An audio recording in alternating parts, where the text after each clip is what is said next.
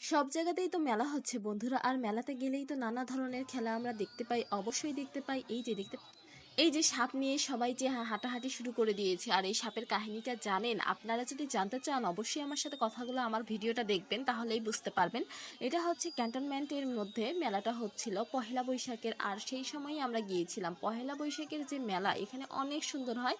প্রত্যেকটা ক্যান্টনমেন্টে কিন্তু পহেলা বৈশাখের মেলা হয় আমার জানা মতে। আর মেলার মধ্যে কিন্তু সাপের খেলা, বানর খেলা, যত ধরনের খেলা আছে সব খেলাই কিন্তু শুরু হয়ে গেছে। আর আমি আর আমার আম্মু গিয়েছিলাম মেলাতে, আর সেই মেলা যেতে যেতে আমরা 4টা বাজাইছি। আর যেই সময় গিয়েছি সেই সময় প্রায় মেলাটা শেষের দিকে হয়েছিল। কিন্তু দুঃখের বিষয় বা ভালো বিষয় একটাই কি ছিল, যে আমরা যখন গেছি সাপগুলাকে কিন্তু একটার পর একটার পর তুলতেছিল, শুধু একটা সাপ বাকি ছিল যেই সাপটাকে তুলে নাই তারা।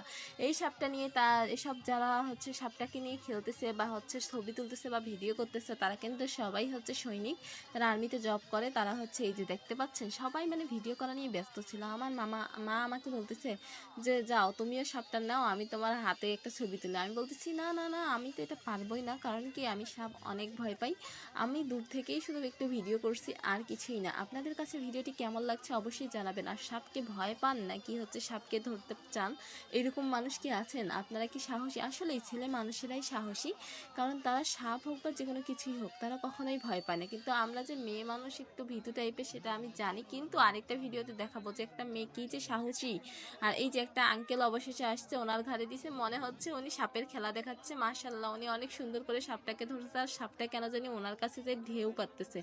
অনেক ভালো লাগছিল সেই দিনটা আমার কাছে। আর আজকের দিনে আমি এই ভিডিওটা আপলোড করব। আপনাদের যদি ভিডিওটি ভালো লেগে থাকে অবশ্যই লাইক করবেন, কমেন্ট করবেন, শেয়ার করবেন। আর সবশেষে এই ভাইটা ধরছে সাপটাকে, কারণ হচ্ছে এই ভাইটা অনেকক্ষণ থেকে দেখতেছি যে সাপটা কিন্তু